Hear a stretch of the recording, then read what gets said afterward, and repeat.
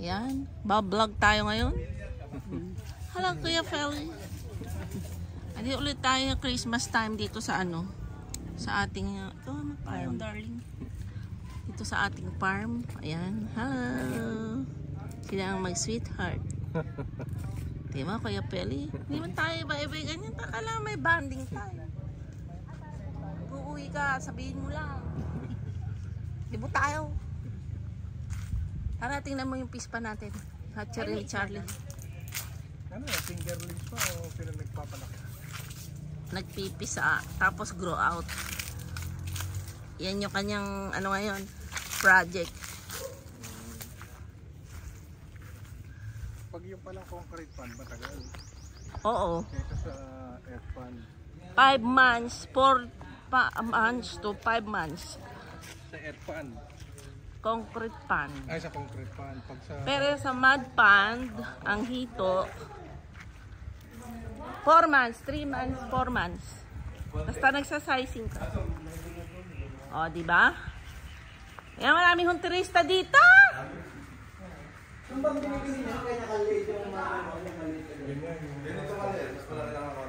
Ayan, may turista dito sa ating hatchery.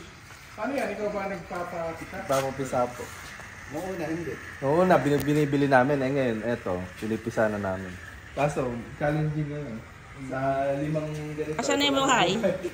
Ay, Tapos meron. napapisa uli kami ng 4. Walang nabuhay. Ay na, meron. Sabi mo wala. Ay, yung breeder. Pa. Meron yung mga breeder dito. Ayan na, meron po ano. Yung... Nabuhay ito. Oo po. Ayan yung nagte-text sa akin, yung kausap ko si Mina Raymart. Meron po pala tayong nabuhay, oh. Mouth-fry. Pagka pumunta ako dito, mga ganyan eh, yung nagpupunta sila. Finger wings. Ito mouth-fry.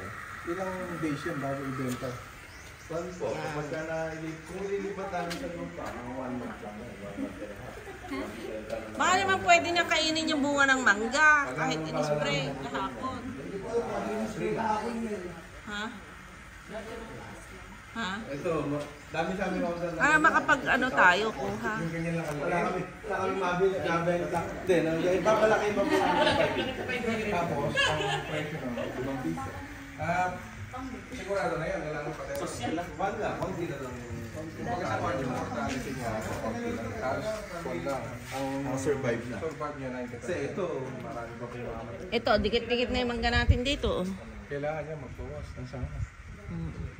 Tinitrim na ni Mel yan. yung grow out natin, ilawasan na sa kabila. Ito, inawasan na ito. Yung andun, may malalaking siya. Mangga. Eh, nung ikulong namin po yun, nung ilagay namin ko yun, yung lalaking pa. Yung andun. Oh, ngayon malalaki na. Eh, 5 dramatang putol na ganyan. Kaya, dahil ka ulit. Kaya nga eh, magawa na lang pispan itong manggahan. Hindi na pinapakina pa ang mangga. Kaya nga. Lalo na ngayon, hindi ako makakatikim, Pasko pa naman. Baka pwede sabihin mo. Tanong natin kung makakakain tayo ng mangga. Nakikita na ba yung siguro may balot? Hindi mo hindi mo pumapasok sa balot yung pagkakas. Dancy! Kuha ka ng mangga na. Hindi nakabalot ang kunin mo para hindi Dancy! mabasa. Dancy! Kuha ka ng manggang nakabalot. Ano? Pwede yun. Hindi naman tinalaban yan eh. Oh, di ba? Ay, magkaparapakuan yan. Hindi naman pinapasok ng Oh, di ba? Titikim lang kami nag-spray. Bibili ko mangga. Tapos, lalaki na pala ng mangga ko. Hindi ko alam. Okay ba? Anak? Hindi punta dito. Ha?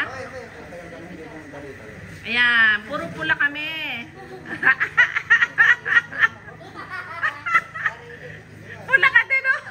Nakiisa si Kuya Owet. Ha? Pasko eh. Ito pala may bebenta tayong fry.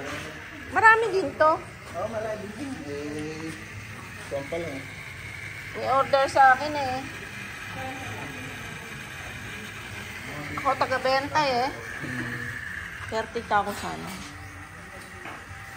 Ako ang marketing nilang walang maibenta. Kilala mo si Katakutan? Nasa likod? Hindi. Nag-vlog yan. Alagan mo. Sige, sama ka, Peli. Nang makaano ka ng negosyo kay Charlie. Sige, go. Mainit. Oh, dali mo.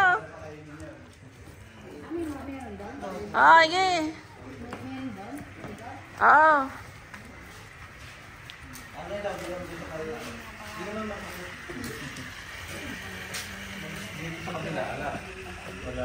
Nabugok eh. Nabugok. Ayan, pupunta tayo sa Mud Fun. Ito ang hatchery natin. May buhay naman. Okay.